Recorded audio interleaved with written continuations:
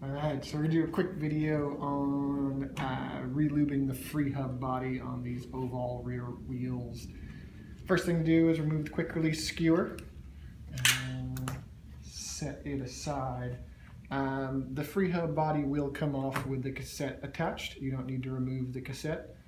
This little piece here has to come off at the same time, so you can't put your thumb on it and pry that way.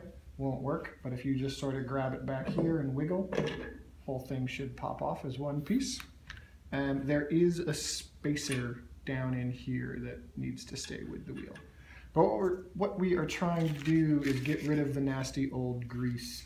Don't really need any tools. I don't have rags here, so we're using a paper towel, but we're just going to clean things off real quick.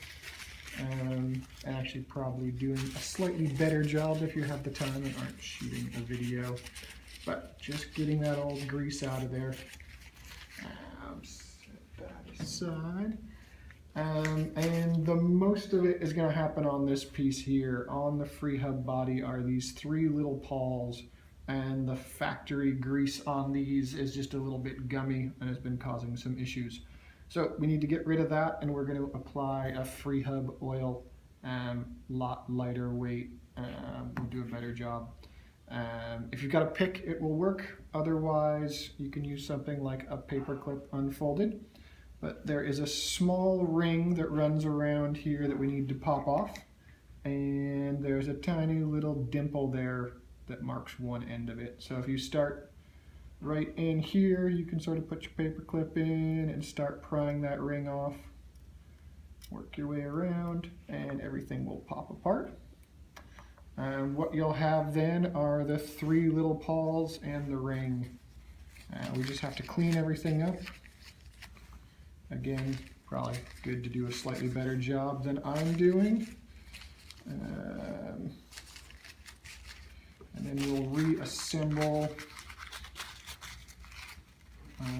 I guess making a point to clean in here where the pivots are, because that's where you're really going to get the contamination out.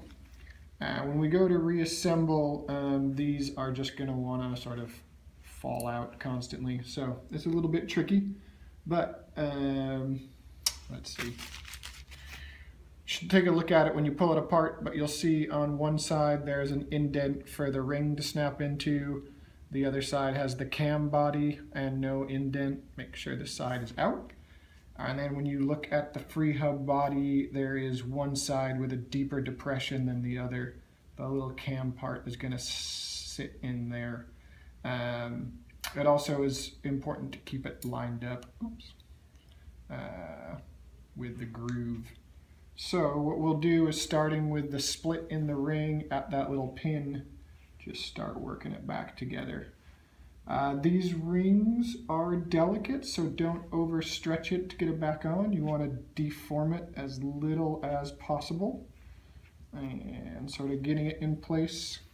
I'll just use this again. Sort of pry things away. See if I can't get that to pop in.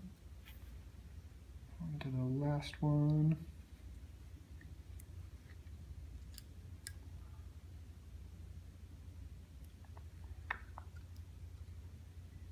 All right, and now you just got to make sure everything's sort of seated in place. Check that the ring is in its groove at both ends and free. Everything should have some spring to it. Next, we're just going to get a bunch of this on. Most importantly, drop or two in each pivot. Never hurts to work it around a little bit. And then just a little bit covering the surfaces. Back at the wheel, just put one drop on there, work it around, slide your spacer on, and this will just slide back on. When you're putting it on, don't force it down. You just want to spin it slightly, and it should drop itself in. Or not. I've got one of the pawls out, so just snap it back in and give it another try.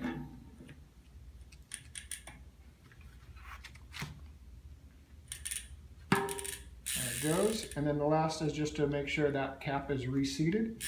And you've got a nicely lubed Freehub body.